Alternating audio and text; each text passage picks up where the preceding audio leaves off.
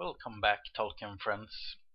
This is the second video of two to provide those who intend to play DCI Last Alliance, but hopefully everyone else interested as well, a grasp of the history of the Second Age of Middle-earth.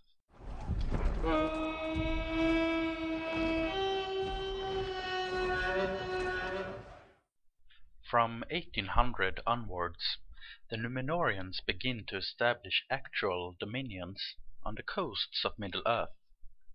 Earlier they had set up havens for the ships and outposts for timber, but from this on they begin to actually settle the mainland again.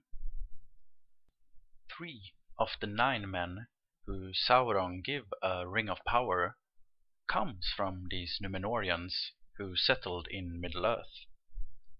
If any of them were he who became known as the Witch King in latter days is not sure.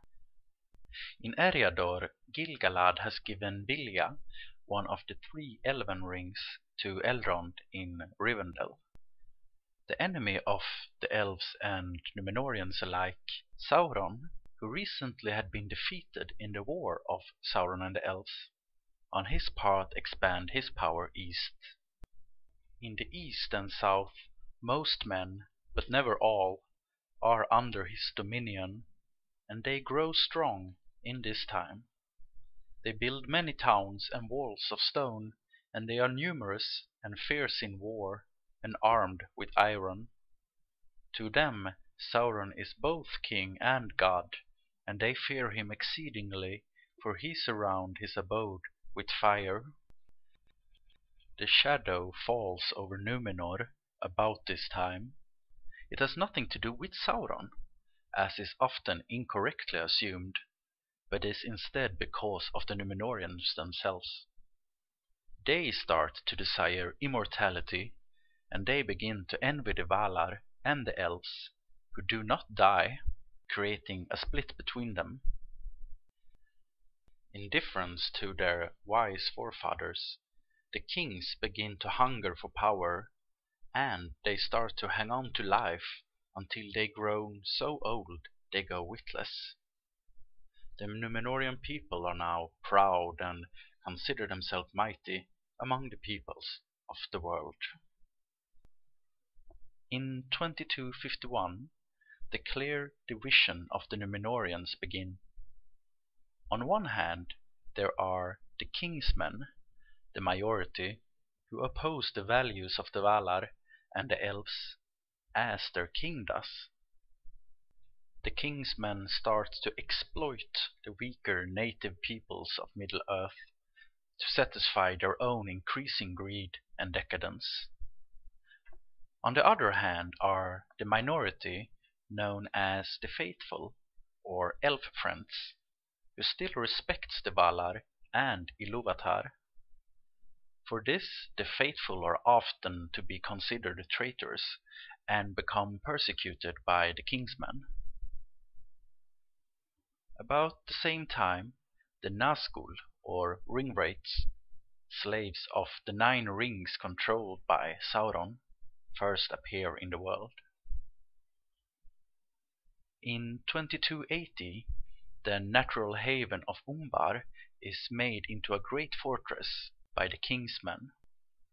In 2350, Pelargir is built north of Umbar. It becomes the primary haven of the faithful Númenorians, who start to emigrate to Middle-earth to avoid persecution at home. They settle mainly around Pelargir in what later becomes Gondor, while others settle in the north close to Gil-galad in Lindon, in Eriador. The faithful settle in the northwest because that is close to the elves, while the wicked who settles in Middle-earth do so in the south instead, for the exact same reasons. During the following 1000 years, the kingsmen become more and more hateful against the Valar and the elves because they fear death. In their folly, they hope they can become immortal if they go to Valinor, but to go there is forbidden, and the Dunedain do not dare to disobey the Valar at this time. Instead of going west, they become tyrants and looters in Middle-earth to the east to soothe their anger and fear. The people that was blessed by Ilúvatar and given great knowledge by the Valar, who should have helped the weaker peoples across the sea, now instead use their powers to oppress and exploit them. In that way Numenor grows in might and wealth, but decreases in bliss and happiness, and the rest of the world suffer because of it. In the year 3255 of the Second Age, Ar-Pharazon the Golden seizes the scepter, the 24th king of Numenor, the both mightiest and proudest king there had yet been. In 3261, Ar-Pharazon hear how Sauron dared to attack the Numenorean colonies and havens in Middle-earth, and call himself the King of Men. That is a title Ar-Pharazon proudly demands for himself. He sets sail with a great host of Numenor and lands at Umbar. The Dark Lord's host cannot stand up against the might of the Dunedain, so in 3262 Sauron, instead of making war, accepts to be taken as prisoner and brought home. This, however, is according to his cunning plans. Between 3262 and 3310, Sauron gradually seduces the king and corrupts the Númenóreans beyond their already wicked state of mind, with false promises about eternal life. Sauron, who got defeated by Ar-Pharazon, naturally cannot refer to himself as a power, but he tells them lies that Ilúvatar is not God, but a fable made up by the Valar. He uses his old master's name and promises that Morgoth is Lord of the Dark and can save them. And acting as a high priest of Morgoth, he gets power on the island. The king's men so craves salvation from death that they begin to worship Morgoth, and Sauron fill their hearts with wrath and hate. Sometime after 3310, Sauron turned their worship to himself instead, so they call him their god and do all that he wants. To ensure their utter fall from grace, Sauron ordered them to make human sacrifices. The king's men terrorized the native peoples of Middle-earth, making war just to take prisoners to sacrifice on bloody altars. The leader of the faithful after 3316 is Elendil the Tall, father of Isildur and Anarion, hated by Sauron. A nobleman and relative of the king, Elendil do what he may to protect the elf-friends who still live on the island and have not yet emigrated, but many of them are sacrificed on Sauron's altar. Elendil's eldest son, Isildur, in 3280, hear the news that Sauron wants to destroy the White Tree of Numenor, a symbol of the royal line's relationship to the Valar, because it came from Valinor. Brave as he is, Isildur alone sneaks into the king's palace. He is hurt, but manages to rescue a fruit from the tree, the sire of the later White Tree of Gondor. Sauron fools the king Ar-Pharazon that if Valinor, the realm of the Valar in the Undying Lands, is conquered, then eternal life can become his.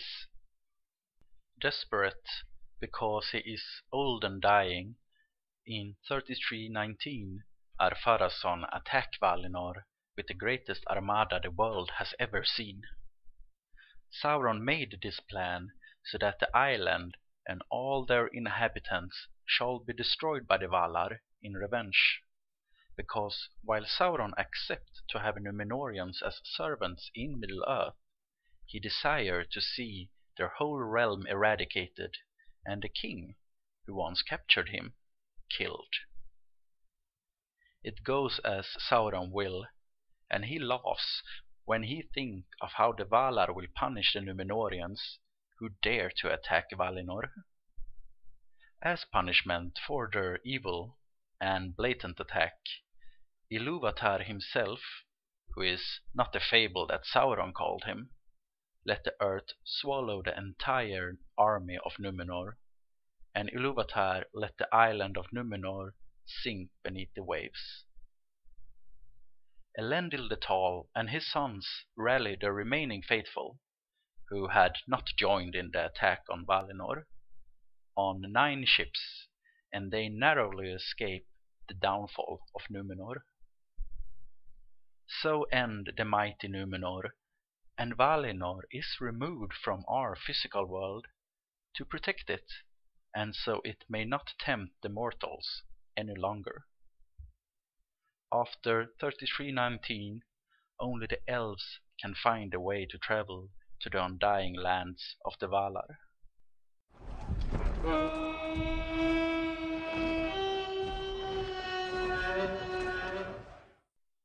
The 9 ships of Elendil, his sons and the faithful, who escaped the downfall of Numenor, are scattered, but they reach Middle-earth in 3319.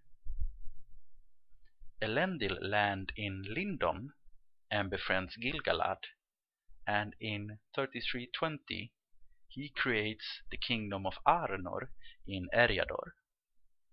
There lives Dunedain already, but most of the population is made up by the kinsmen of Beor's folk of old and kinsmen of the Haladin of old.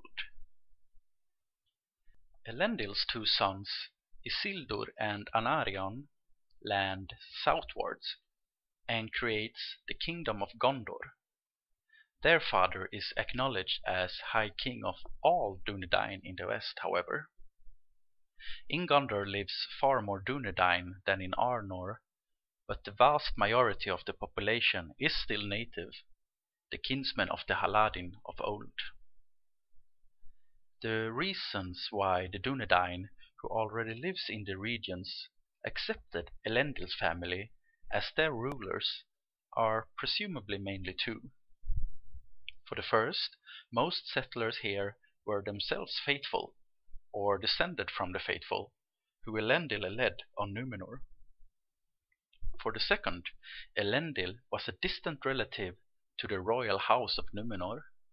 The 4th king of Numenor was his forefather, so he too was an heir of Elros, the 1st king of Numenor, Elrond's brother.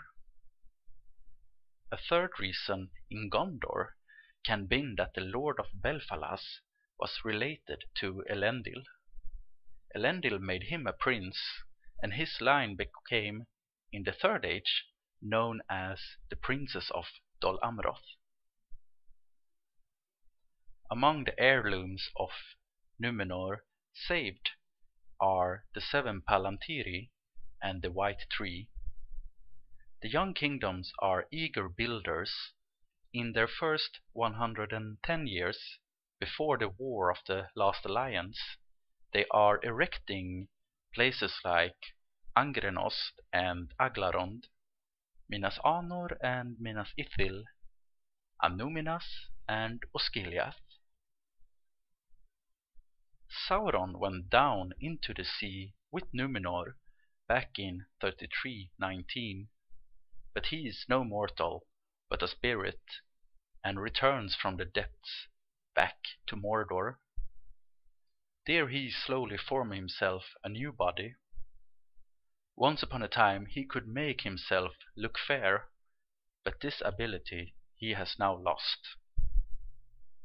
Great is the Dark Lord's anger when he realizes that some free Dunedain survived, and they have made new realms in exile. Also he finds that the power and influence of Gil-galad, now after his own long absence from Middle-earth has spread among the free peoples all the way to Rhovanion. Sauron musters his forces to war, and even if he has not had time to re-establish power over all the peoples and lands he had before he went to Numenor, his power is immense. He has dominion in Rhûn and Harad, over groups of dwarves, over the orcs, and many beasts. Among the servants he can muster are not few from among the king's men, Dúnedain, who had settled in Middle-earth and made Sauron their lord, and never joined in Ar-Pharazon's attack on Valinor. They now become known as the Black Númenorians. Most live in the uncharted far south and east, but in the known part of Harad, two Black Númenorians, named Herumor and Foinur, make themselves kings. During the 34th century, the men of the mountains swear allegiance to Isildur, king of Gondor. The men of the White Mountains belong to the kindreds who are kinsmen of the Haladin of old, who often had strife with the Númenorians. They promise to be Isildur's allies in war, but they worshipped Sauron long ago and have not forgotten the Black Master in their hearts. Their kinsmen, the wild men of Enedwaith and Dunland, have for centuries sided with Sauron against the Dúnedain in conflicts, first because the Númenorians destroyed their land, but now also because Arnor and Gondor make false claims to own their forests and hills. The Númenorians might not respect these simple tribes as a real threat, but their hate is deep and fierce. In the north lives folks still hostile to Anor. The hillmen in Rhudaur do not love the Dúnedain, who claim the lands. The Northmen of Rhovanion are not friends of the Númenorians, but they are enemies of the servants of Sauron and will defend their lands from intrusions. About 110 years after its foundation, in 3429, the Dark Lord at last attacks Gondor. Mordor's forces capture Minas Ithil and burns the White Tree. Isildur saves a seedling of the White Tree and escapes down the river Anduin. He sails to Elendil in Arnor to ask for help, while his brother Anarion defends Minas Anor and Osgiliath. Elendil turns to his friend Gil-galad of Lindon. They are wise lords and understands that if they do not unite, they will fall, one by one. Next year, in 3430, they form that league which is known as the Last Alliance of Elves and Men. King Amdir of Lorinand heed the call to arms from Gil-galad, while King Orfer of Erungalen will follow no Noldor command. He also sees the need to defeat Sauron, and, together with Thranduil his son, join with Amdir. Isildur called for the men of the mountains to fulfill their oath, and this is the hour when they will prove themselves oath-keepers or oath-breakers. The dwarves do not join the alliance, but some dwarves still fight on either side in the conflict to come. Of the Longbeards of Khazad-dûm, however, all who participate side with the alliance of elves and men. In 3431, Gil-galad gives Narya, the last elven ring he had, to Círdan. He mustered the host of Lindon and marched out to join with Elendil. The great war of the age is in motion. Thank you everyone for listening. I hope you got a good overlook on the second half of the Second Age of Middle-earth up till the point of the War of the Last Alliance. Whether it was a reminder or you for the first time learned about these events, peoples and characters. For those of you who viewed this to get a grip on the setup for the game TCI Last Alliance, I hope it shall have given you the background to fully enjoy the campaign.